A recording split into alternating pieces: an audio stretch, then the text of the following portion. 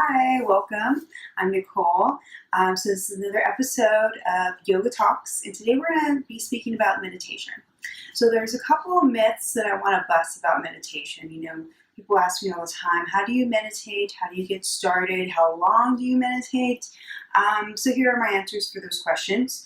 How do you meditate? I think it's about what works for you. So for example, if you are a morning meditator, that's an option. You can also meditate in the evening. That's another option.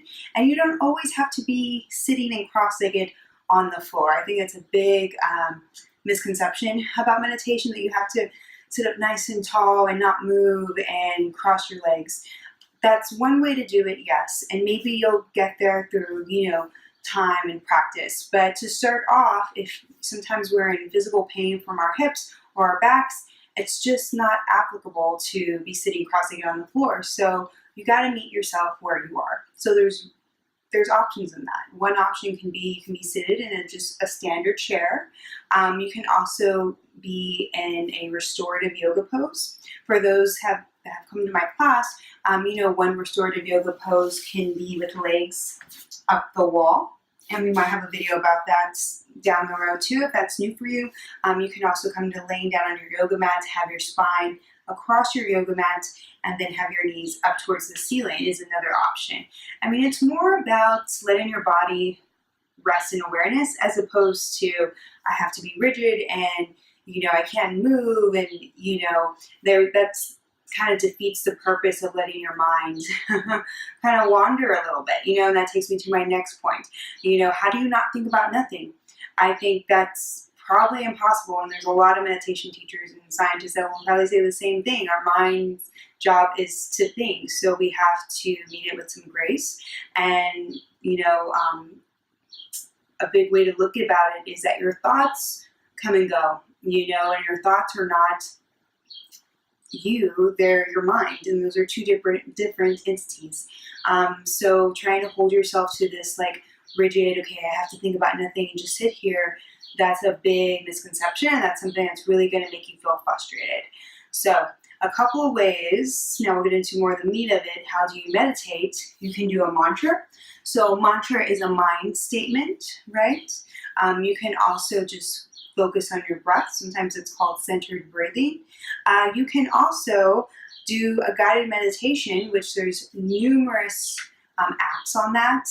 There's numerous YouTube videos. The information is out there. You just really have to choose one on which one speaks to you.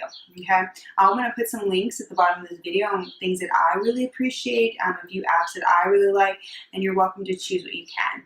And I think another big thing once we start to meditate is set reasonable expectations for yourself. You don't have to do it for 30 minutes or an hour or even 20 minutes a day. You can start very small. You can start at something as little as 2 minutes. Can I be in my body with rested awareness for 2 minutes? And set a timer on the oven, on the stove, on your phone, just so you're not always checking. Is it 2 minutes? Is it 2 minutes? Rest, breathe, and then let the thing that's helping you out tell you when it's 2 minutes. I think that helps a lot.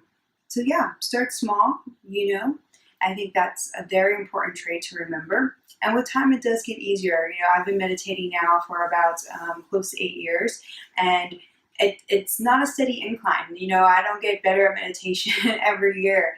Some weeks are harder than others, depending what's going on in my life.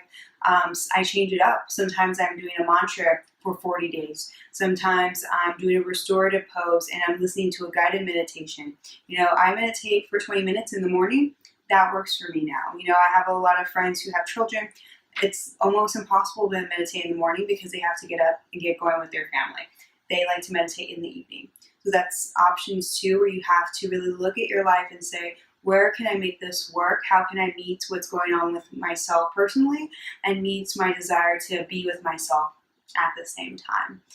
So that's pretty much in a nutshell how to get started on meditation. There's so much we can unpack here and talk about. So this is really just the tip of the iceberg.